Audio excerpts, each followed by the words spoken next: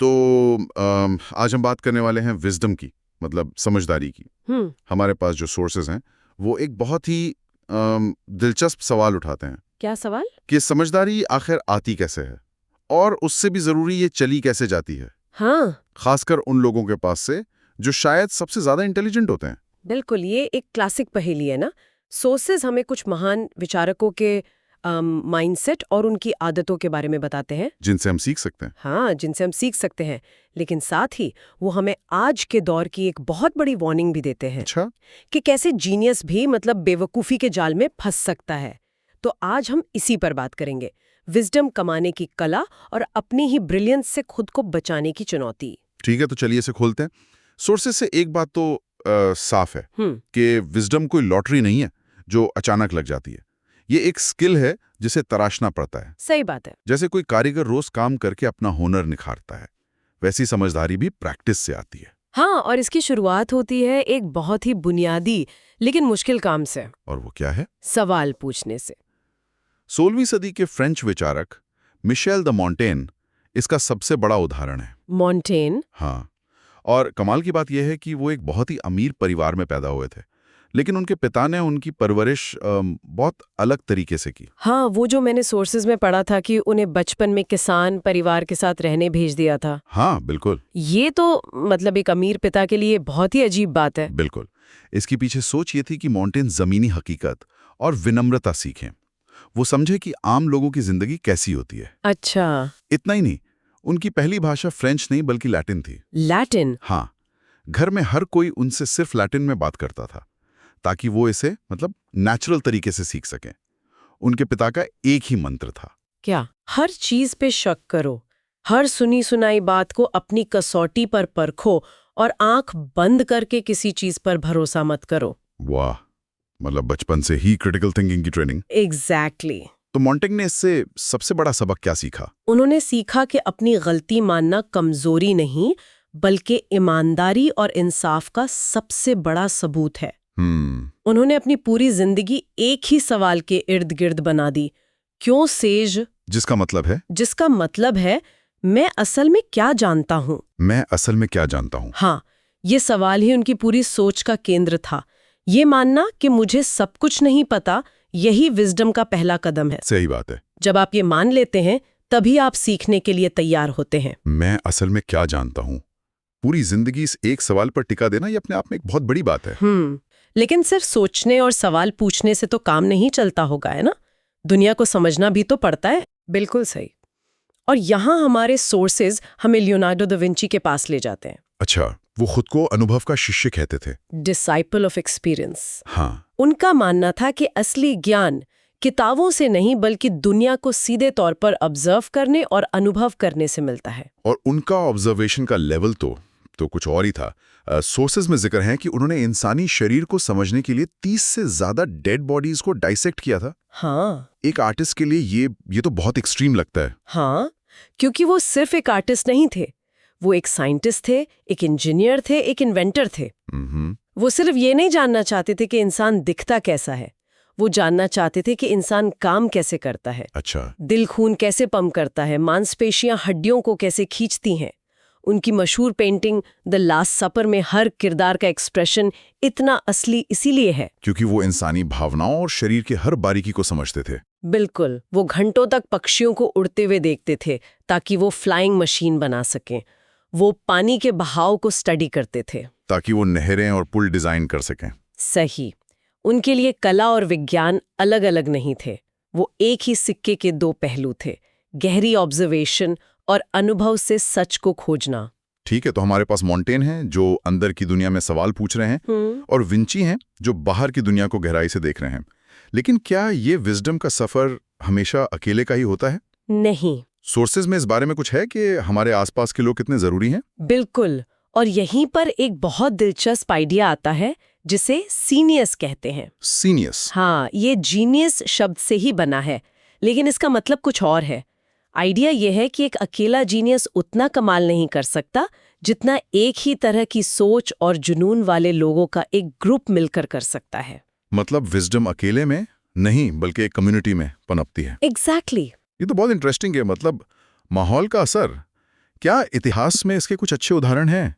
कई हैं। सोर्सेज में 2 का जिक्र है। एक प्राचीन रोम का सिपियोनिक सर्कल। सिपियोनिक सर्कल? हाँ, ये एक जनरल थे, सिपियो एमिलियनस, जो अपने घर पर दार्शनिकों, इतिहासकारों और कवियों को इकट्ठा करते थे। सब मिलकर लीडरशिप, न्याय और रोम के भविष्य जैसी बड़ी बड़ी बातों पर बहस करते थे। इससे उन सब की सोच और गहरी होती थी। ओके। और दूसरा उदाहरण अमेरिका से है, बेंजामिन फ्रैंकलिन का क्लब जुंटो। अच्छा, मैंने इसके बारे में सुना है। ये किसी सीक्रेट सोसाइटी जैसा था क्या? सीक्रेट तो नहीं, पर बहुत डेडिकेटेड था। इसके सदस्य हर हफ्ते मिलते थे और कुछ तय सवालों पर बात करते थे। जैसे हाल ही में तुमने ऐसा क्या पढ़ा जो दिलचस्प था, या क्या तुमने किसी नागरिक को मुश्किल में देखा और उसकी मदद कैसे की जा सकती है। वाह। इसका मकसद था सेल्फ इम्प्रूवमेंट और कम्युनिटी इम्प्रूवमेंट।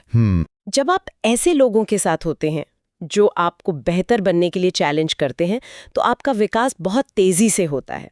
एक अच्छी मंडली आपकी सोच के लिए एक जिम की तरह काम करती है।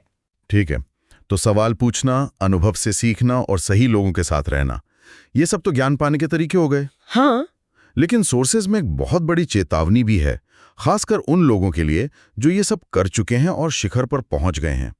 वहां क्या खतरा है? खतरा ये है कि आपकी सबसे बड़ी ताकत ही आपकी सबसे बड़ी कमजोरी बन सकती है। और यहाँ सोर्सेज एलन मस्क का एक बहुत पावरफुल केस स्टडी पेश करते हैं। यहाँ बात सच में दिलचस्प हो जाती है, क्योंकि मस्क तो फर्स्ट प्रिंसिपल्स थिंकिंग के लिए जाने जाते हैं। बिल्कुल, यानी हर चीज को उसकी बुनियाद से समझना। हाँ, शुरुआती दिनों में उनकी ये क्षमता असाधारण थी। उन्होंने रॉकेट साइंस की पुरानी मुश्किल सोवियत किताबें पढ़कर खुद को सिखाया था। अच्छा। उनके दोस्त बताते हैं कि वो किताबें निगल जाते थे।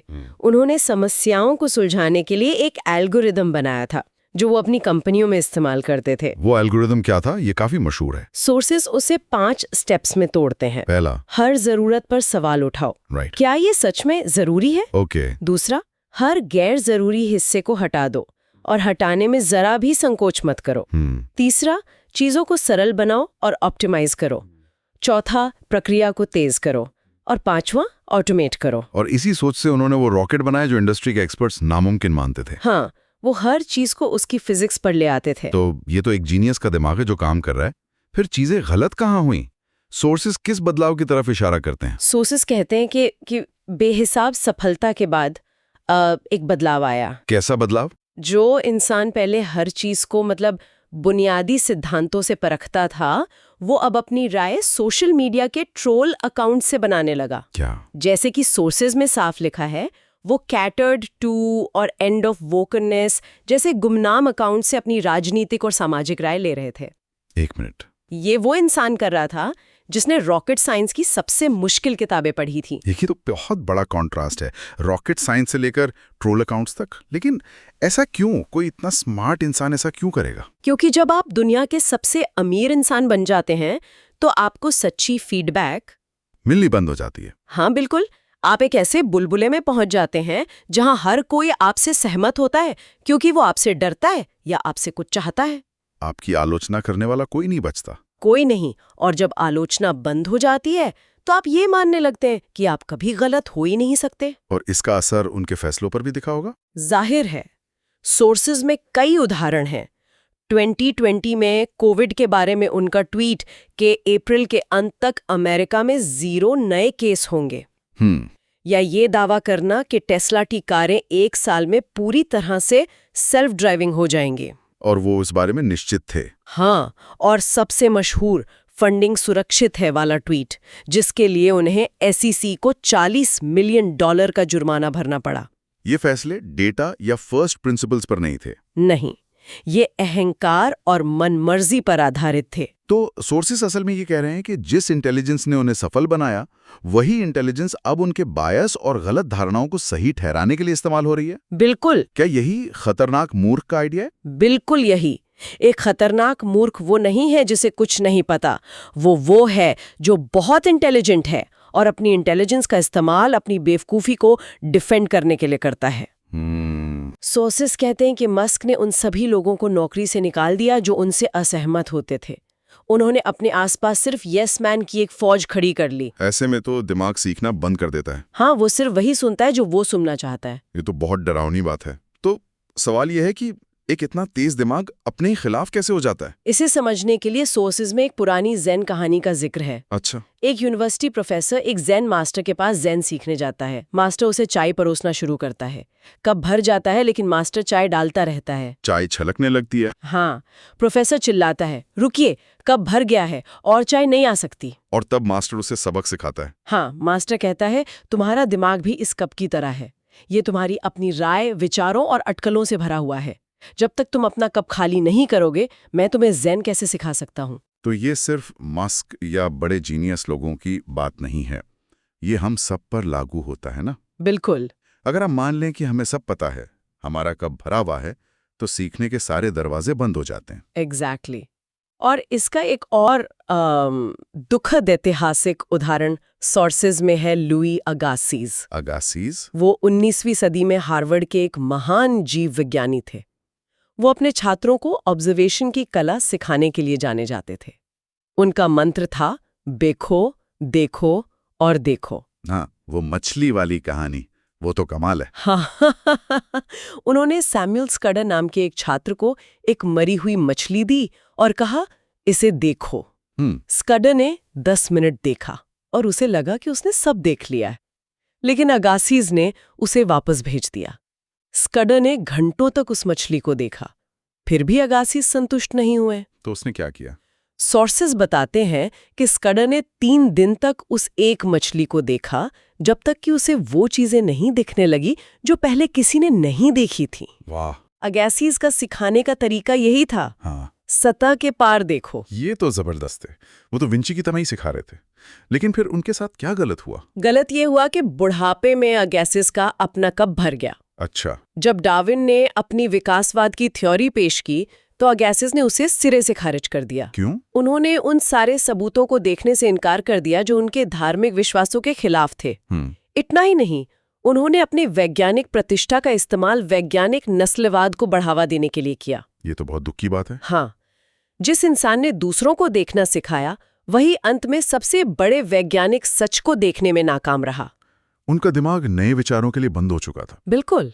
मतलब जिस इंसान ने दूसरों को देखना सिखाया, हाँ, वही अंत में देखना बंद कर दे। ये दिखाता है कि विजडम कोई मंजिल नहीं है। नहीं। जिसे आप एक बार पालें तो हाँ। वो हमेशा आपके साथ रहेगी। ये हर रोज की एक लड़ाई है, खासकर अपने ही अहंकार के खिलाफ। आई हावी हो गई।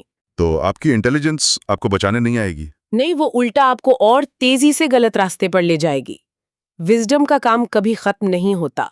ये एक लगातार चलने वाली प्रक्रिया है, अपने कप को खाली करते रहने की। तो आज की इस पूरी चर्चा को अगर समेटें तो हमने देखा कि समझदारी का सफर मॉन्टेन की तरह लगातार सवाल पूछने से शुरू होता है, विंची की तरह दुनिया को गहराई से अनुभव करने तक जाता है, और सीनियर्स की तरह सही लोगों के साथ रहने से और मजबूत होता है। हाँ। लेकिन साथ ही हमें मस्क और अगासीज के उदाहरणों से एक बहुत कड़ी चेतावनी भी मिलती है। हाँ, चेतावनी ये है कि विनम्रता और आत्म जागरूकता के बिना आपकी सबसे बड़ी बौद्धिक ताकत भी आपको एक खतरनाक मूर्ख बना सकती है। तो जाते जाते हमारे सुनने वालों के लिए सोचने वाली क्या बात है? सोर्सेज एक आखिरी विचार पेश करते हैं कि हमारे अंदर हमेशा 2 ताकतों के बीच एक लड़ाई चलती रहती है। कौन सी 2 ताकतें? एक हमारा रचनात्मक तर्कसंगत पक्ष है और दूसरा हमारा विनाशकारी तर्कहीन पक्ष। तो आखिरी सवाल सिर्फ ये नहीं है कि मैं और ज्यादा समझदार कैसे बनूं, बल्कि शायद ज्यादा जरूरी सवाल ये है कि मैं अपने दिमाग को अपनी ही होशियारी के साइड इफेक्ट से बचाने के लिए रोज क्या कर रहा हूं।